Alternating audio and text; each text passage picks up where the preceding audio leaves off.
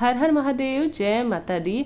शीतलाष्टमी का अब पर्व आने वाला है। प्रत्येक महिला को आपके व्रत करें या ना करें, परंतु पूजन और ढोग आवश्यक रूप से, अर्थात माता के स्वरूपों के रूप में शीतला माता को माना जाता है और रोग मुक्ति के लिए इनका पूजन किया जाता है। तो प्रत्येक महिला को आवश्यक रूप से परिवार में सुख समृद्धि रोग मुक्ति के लिए इनका पूजन करना चाहिए। स्कंद पुराण में भी माता का वर्णन मिलता है, तो आप सभी को इनका पूजन आवश्यक रूप से करना चाहिए। इस वर्ष 2021 में 26 मार्च के दिन शीतला अष्टमी पड़ रही है। इस दिन गुरुवार हो रहा है। अगर आपके बार के अनुसार मानते हैं तो आप शुक्रवार, अर्थात ठंडे बार के अनुसार तो शुक्रवार को पूछ सकते हैं 27 तारीख के दिन, नहीं तो गुरुवार 26 तारीख के दिन आप पूछ सकते हैं, नहीं तो आने वाले सोमवार के दिन भी इसे पूजा जा सकता है।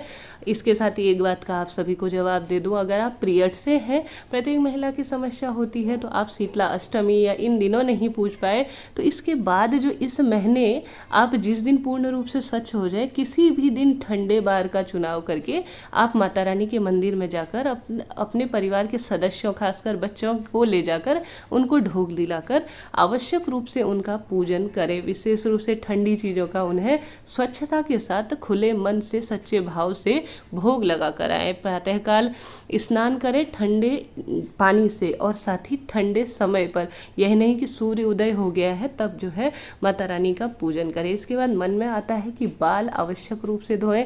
देखिए, क्षेत्र की अलग अलग मान्यताएं होती हैं।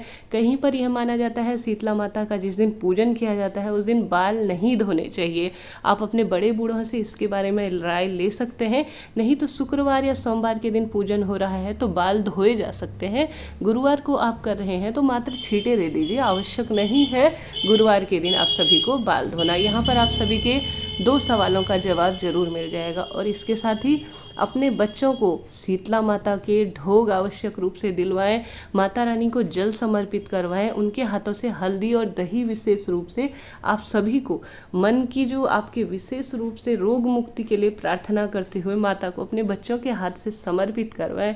यह यकीन मानिए, जो व्रत त्योहार पर्व आते हैं इनका धार्मिक महत्व के साथ साथ पौराणिक महत्व और वैज्ञानिक महत्व भी है। इसके साथ साथ कुछ सावधानियां भी रखने की आवश्यकता है।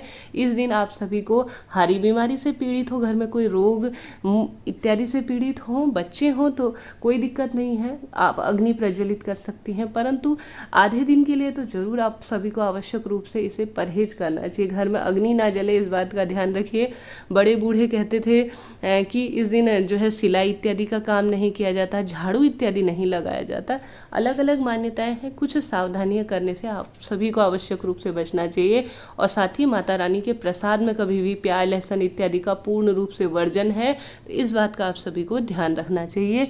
इसके साथ ही विशेष उपाय अगर आप करना चाहती हैं, उपाय कह लीजिए या दान कह लीजिए, तो आप इस दिन माता रानी के सूप, अर्थात जो ग्रामीण क्षेत्रों में होता है, और झाड़ू का लाकर शीतला माता मंदिर में या कुम्हार को विशेष रूप से दान कर सकते हैं। इससे रोग दोष इत्यादि कट जाते हैं, ऐसी मान्यता है। और मंदिर इत्यादि में कुम्हार बैठे हैं तो उन्हें आवश्यक रूप से कुछ न कुछ दान में देखे जाए।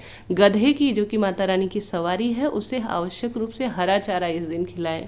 इसके साथ ही बच्चों को हल्दी का टीका लगवाएं, घर के मुख्य द्वार पर हल्दी का स्वास्तिक बनाएं।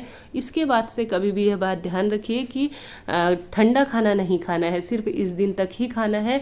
इसके साथ ही कभी भी दीपक प्रज्वलित ना करें। कई लोग यहीं पर गलती कर देते हैं कि माता रानी का पूजन करने जाते हैं और उन्हें गर्म अग्नि तत्व जो है दे देते हैं, अग्नि मतलब अर्थात दीपक प्रज्वलित कर लेते हैं। आप कहीं सुनी बातों में ना आए, कभी भी शीतला माता मंदिर में दीपक इस दिन नहीं लगाया जाता। इस बात का आप सभी को ध्यान रखना है।